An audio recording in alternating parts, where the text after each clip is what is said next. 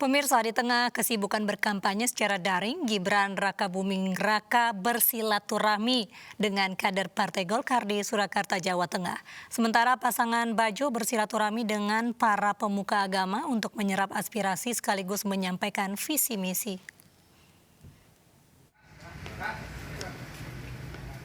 Berbagai kegiatan dilakukan Gibran Rakabuming Raka untuk mendongkrak suara di Pilkada Surakarta, Jawa Tengah. Selain berkampanye secara daring, calon wali kota Surakarta nomor urut 1 ini juga bersilaturahmi dengan kader DPD Partai Golkar. Gibran mengaku dirinya mengutamakan kesehatan masyarakat sehingga dalam kampanye selalu mematuhi aturan yang dikeluarkan KPU dengan menjalankan protokol kesehatan. Gibran menargetkan perolehan suara 92% dalam Pilkada Surakarta, Jawa Tengah Desember nanti. Target 92% dianggap target rasional, mengingat hampir semua partai mendukung pasangan Gibran Teguh. Ya, tadi saya menyampaikan target pemenangannya berapa, ya tadi sudah disanggupi, dan itu angka-angka yang sangat bisa diraih. Dari dukungan partai politik yang ada di Solo, pertimbangannya pertimbangannya selain dukungan partai apalagi? Ya, dukungan partai, dukungan warga, semua. Kita memang dari awal targetnya sebesar itu. Sementara pasangan Bajo memanfaatkan masa kampanye dengan bertemu para pendeta Kristen se-Surakarta.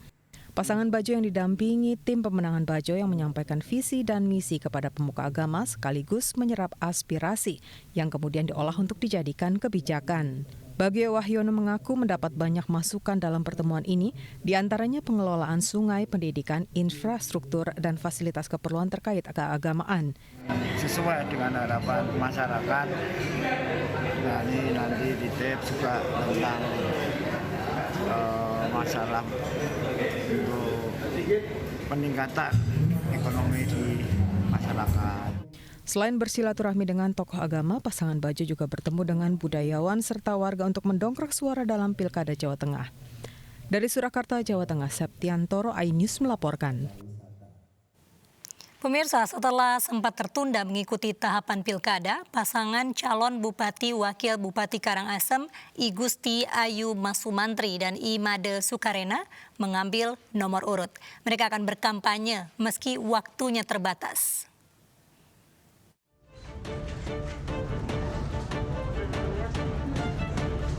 Pasangan calon bupati dan wakil bupati Karangasem I Gusti Ayu Masumantri dan I Made Sukarena mengikuti tahapan susulan Pilkada 2020. Keduanya baru mengambil nomor urut Minggu pagi.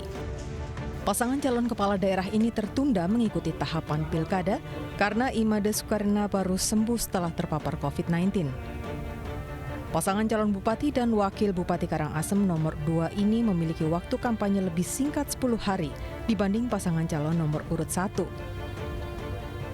I Gusti Ayu Masumantri dan I Made Sukarena akan memulai kampanye 6 Oktober nanti. Tentunya sesuai dengan kegiatan yang sudah diatur oleh tim nanti. Tim itu yang mengaturkan ya. Kemudian karena Bapak Made Sukarena yang kemarin itu masih dalam kondisi terpapar COVID-19, maka di Kabupaten Karangasem ada tahapan perpanjangan. Adapun tahapan perpanjangan itu mulai dari pemeriksaan Pak Made Sukarena yang sudah dilaksanakan tanggal 21 dan 22 September, kemudian kita verifikasi faktual administrasinya, pengumuman 9 hari dari tanggal 24. Selama masa kampanye kala pandemi, paslon ini akan membatasi jumlah peserta dan tetap mematuhi protokol kesehatan. Dari Karangasem, Bali, Yunda Arista, iNews melaporkan. Mobil milik tim kampanye salah satu paslon Pilkada Kabupaten Mojokerto yang berisi tumpukan uang viral di media sosial. Pihak Bawaslu kini menginvestigasi kasus tersebut.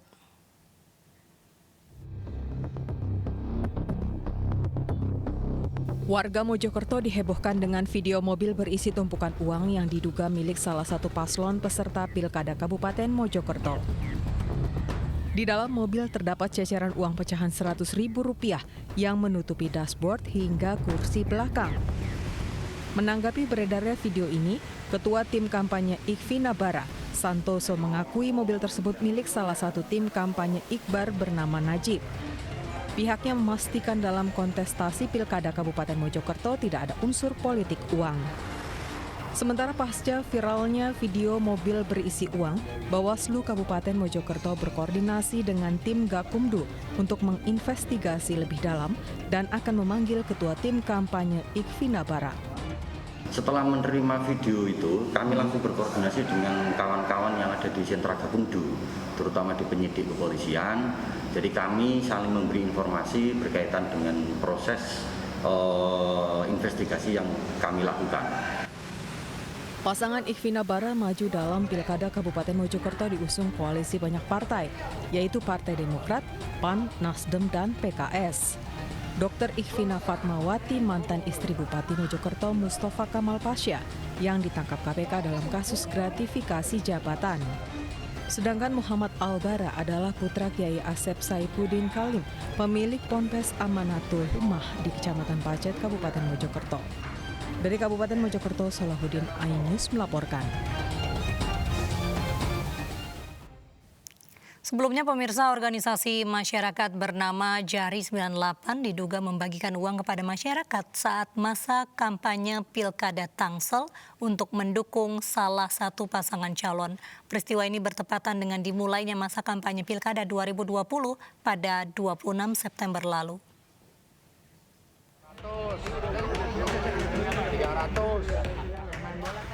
Inilah video jaringan aktivis Reformasi Indonesia atau Jari 98 yang membagikan uang kepada masyarakat di lapangan Ciater, Tangerang Selatan.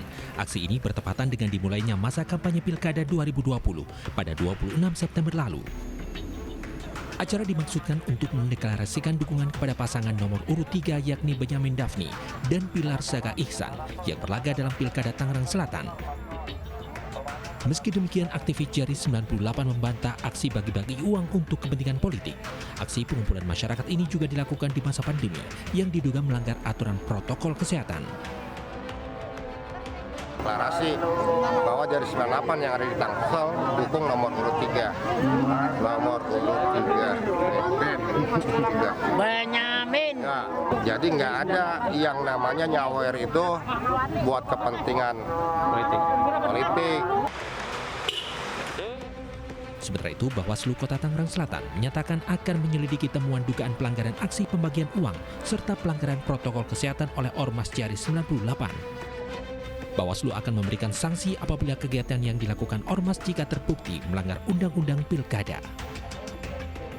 Mungkin baru kita pelajari nanti, yang jelas dari YouTube tersebut kita melihat ada dugaan pelanggaran terhadap Undang-Undang Pilkada nomor 10 tahun 2016 pasal 187A.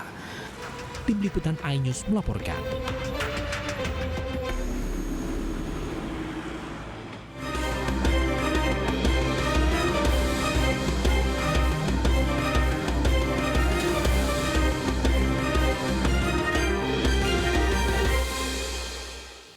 Puluhan warga di Probolinggo, Jawa Timur melempar benda ke petugas menolak pemakaman pasien COVID-19. Kami hadirkan selengkapnya usai jeda berikut.